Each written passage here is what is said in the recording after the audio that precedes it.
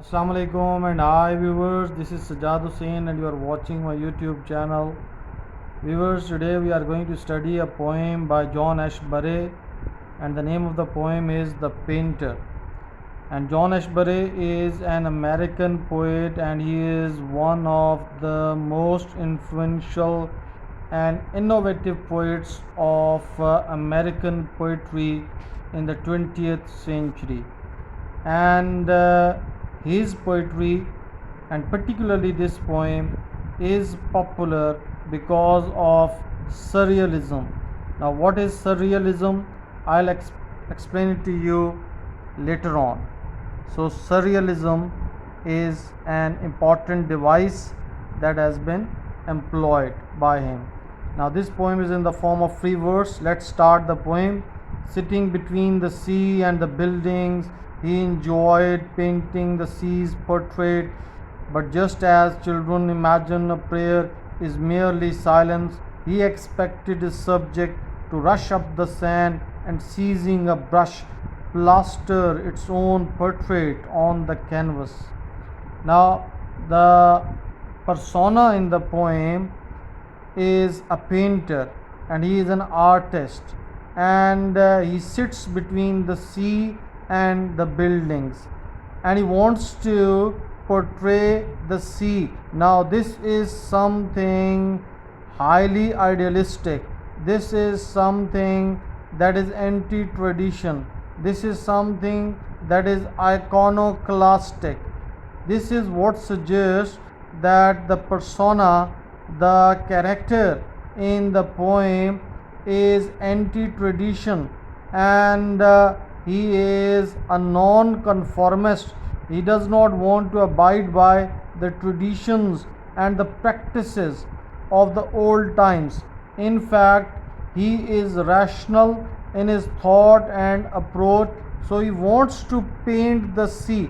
Now, it's not an easy thing, it's not an easy idea to paint the sea because the sea does not have a definite shape, it does not have a particular form, it keeps its shape changing because of ebb and flow in the sea and because of rise and fall in the sea waves. So this sea is highly unpredictable and this sea is highly uncertain in its movement. In the words of Coleridge, it is treacherous in calm and terrible in storm. Such is the nature of the sea, and it is unpredictable in its nature. But just as children imagine a prayer is merely silence, so his expectation is like that of a child who prays to God for something to happen, for something to take place automatically. He expected his subject to rush up the sand and seizing a brush plaster its own portrait on the canvas, and this is what shows that he is looking for a revelation, he is looking for a divine help, he is looking for a divine inspiration so that the sea paints its own portrait on the sea. So he is just like that innocent child who has strange wishes and desires, and he prays to God for the fulfillment of those desires. So there was never any paint on his canvas, but this prayer only remained a prayer. This wish only remained a prayer because there was no painting of the sea on the canvas until the people who lived in the buildings put him to work. So these people who live in the buildings symbolize all those critics and all those people who are keenly attentive to the actions and the deeds that are performed by a person and particularly an artist. And these critics ask him, try using the brush as a means to an end. Now, this is the popular attitude of these critics. These critics are traditionalists, while the painter is anti-tradition. These people are orthodox and they are conventional and they are stereotype in their attitude, in their behavior, and in their art. But this persona, this painter in the poem, is modern, he is rational in his approach, in his thought, and he is of the view that instead of painting and portraying traditional ideas and objects, he should paint something extraordinary. So these people advise him to paint something that is traditional. Try using the brush as a means to an end. As a means to an end means as a means to a purpose. Now this is traditional approach. Select for a portrait something less angry and large and more subject to a painter's mood or perhaps to a prayer. So this is the advice that is given by these critics, by this crowd, and they are of the opinion that he should choose the subject that is less angry and that can be brought under the painter's mood. How could he explain to them his prayer that nature, not art, might usurp the canvas? And this is the conflict and this is the dilemma that he suffers from, and this is a sort of conflict that keeps him at a distance from the other people. He does not want to be like the ordinary painters, he does not want to be like the ordinary artists. In fact, he wants to present reality and he wants to present objective reality, and he does not want to present art for his own sake. In fact, he wants to show true art on canvas. He chose his wife for a new subject, making her vast like ruined buildings, as if forgetting itself. The portrait had expressed itself without a brush. So he paid attention to the advice of the critics and he listened to them and he chose his wife as a subject for his new portrait, and that portrait was immediately done and it was immediately and it was at once completed to the surprise of this painter, because it was an easy subject, and according to the advice of the people who are there in the buildings, it was less large and it was more subject to a painter's mood and was more subject to a prayer. So he was able to portray his wife easily and with less effort. Slightly encouraged.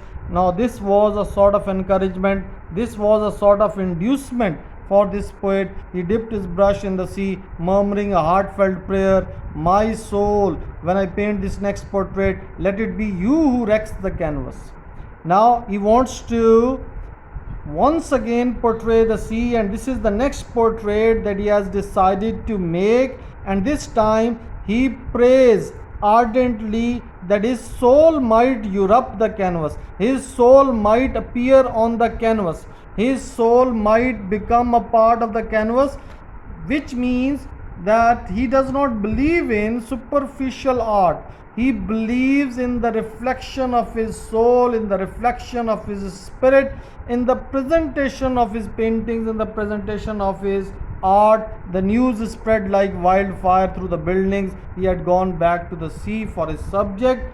The people who were quite against him for his novel and innovative approach were quite shocked when they came to know that the painter has once again gone to execute his previous subject on the canvas. Imagine a painter crucified by his subject, and this is what gives religious dimension and religious aspect to the poem, that he was crucified by his subject. The subject was tall, it was towering, it was gigantic, it was gargantuan in its size, it was immense in its size, and it could not be brought down and it could not be controlled by the aspirations and the hopes of the painter, too exhausted even to lift his brush.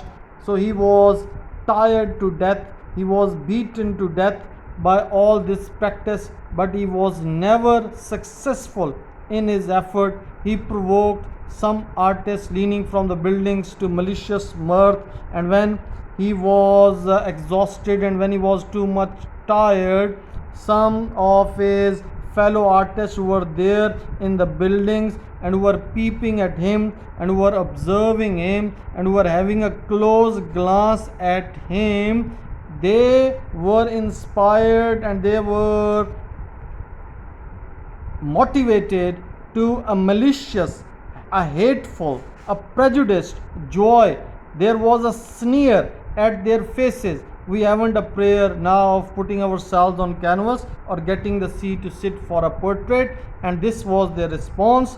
They were quite at ease because they did not have anything novel, they did not have anything new, they did not practice anything innovative, anything rational, anything logical, anything that shows objective reality. So they were quite at ease, and this is the difference, this is the contrast between the painter and these artists. And this poem is highly autobiographical, and John Ashbery himself was a poet. So whatever the fate of this painter is, in fact this is the life story of John Ashbery. Others declared it a self-portrait, and this is how this persona, this painter, faced severe criticism of his fellows. They were of the opinion that he is megalomaniac. They were of the opinion that he is a narcissist. They were of the opinion that he believes in self-love and he wants to make his own portrait. Finally, all indications of subject began to fade. Fade means subside, leaving the canvas perfectly white. So all the efforts that were made by the painter to paint the sea went useless and went in vain and turned out to be fruitless. He put down the brush, and this putting down the brush is a surrender. This putting down the brush means that he has given up, he has lost every hope, and he has lost all that confidence, and he has lost all that enthusiasm. At once a howl that was also a prayer arose from the overcrowded buildings. Yes, now these critics have become so hostile towards him, and they have become so much hateful towards him that they utter a howl, a wolfish cry. And these critics and these fellow artists and these fellow painters toss him the portrait from the tallest of the buildings, and the sea devoured the canvas and the brush, and the sea ate up the canvas and the brush as though his subject had decided to remain a prayer. So his subject was only a prayer, and it did not materialize. Now in the last lines we come to know that the painter suffers from a tragedy, and he seems to be a tragic character when he does not abide by the instructions of the fellow critics. They turn against him, and the poem suggests that there is no place for iconoclasts, there is no place for those rebels who rebel against society, there is no place for non-conformists. Non-conformists are not accepted by society, and they have to face almost a similar fate as it is experienced by the painter. So the poem it seems to be mostly in the form of iambic pentameter, and I told you that surrealism is there. Now surrealism was a movement that was started by the painters mostly in 1920s after the World War, and they tried to present juxtaposition of irrational and illogical images.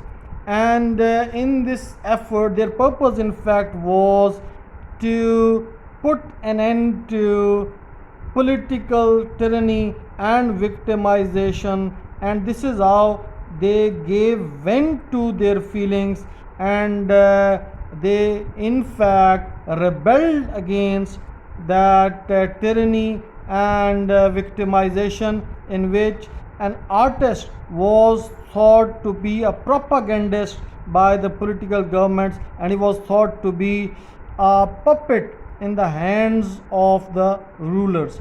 So symbolically, these surrealists and these proponents of surrealism tried to overcome that tyranny and that propagandism by the rulers. Viewers, I hope the poem is clear to you. I have explained side by side all the important ideas.